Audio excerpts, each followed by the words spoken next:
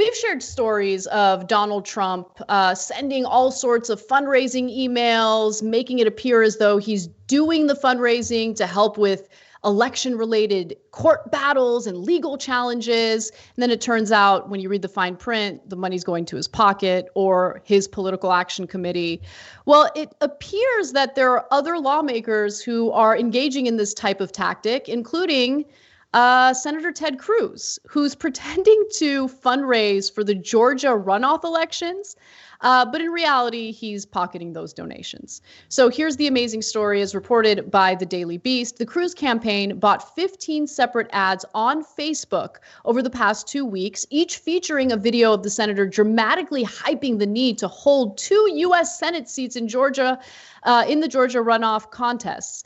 He asked for $5 contributions to his Keep Georgia Red Fund, but Facebook users who clicked through the online donation page and read the fine print at the bottom would see that the actual beneficiary was Cruz's own campaign committee, not Loeffler or Perdue. So how can they do this, right? Especially using a platform like Facebook. Well, on Facebook, a political ad ban instituted in late October was lifted this month, but only for ads in Georgia. That's led to a rash of Facebook ads invoking the Senate contests in the state on behalf of out-of-state political candidates. On some occasions, the ads don't even mention the runoff contests, but are targeted at users in Georgia in an effort to exploit Facebook's state-specific political advertising policy. Look, I got to give it to them, John. If there is a loophole, Republicans will find it. Yep. Like, they are the top discoverers of loopholes.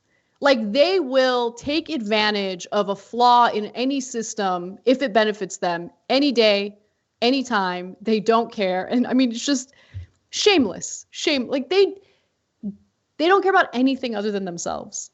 Yeah. Yeah, and it would be one thing if it was just the runoffs are happening, so we are going to be parasites. We're gonna attach onto that for our own money. But a lot of this is getting tied up with the general election stuff, the ongoing let's overthrow it. There's fraud, and that is just because basically one of the states that Trump is really mad that he lost was Georgia. But like, and it sets up this perverse incentive where, in theory, we would want our senators and representatives to not, stoke anti-democratic conspiracy theories.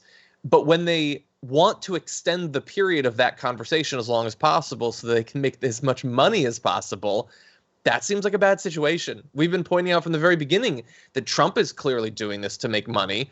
But now so many other people that are a little bit more hands-off about it and aren't going to be tarred as being as conspiratorial as Trump are likewise mining this for money. They want people to be as aggrieved as possible about Trump having lost so that they can take their money from them.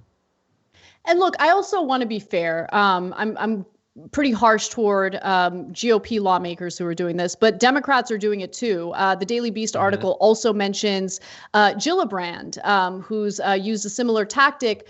And it's because Facebook has become such an effective fundraising tool for politicians. But look, the root of the problem here isn't that Facebook has this loophole that lawmakers are taking advantage of. That's a symptom of a much larger problem, and it's money in politics.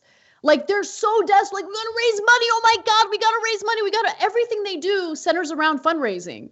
And so, yeah, they're going to take advantage of this loophole because they want to fundraise. That is the problem. Meanwhile, while they're coming up with all these like shady tactics, to raise money under false pretenses, we have Americans getting insulted with ridiculous legislation that does not provide the relief they desperately need during this pandemic. And so it shows you what the real flaw in our political system is. And it's this obsession with fundraising, obsession with donors, obsession with money, which leads to them focusing on that and essentially abandoning policy that serves the best interests of their own constituents.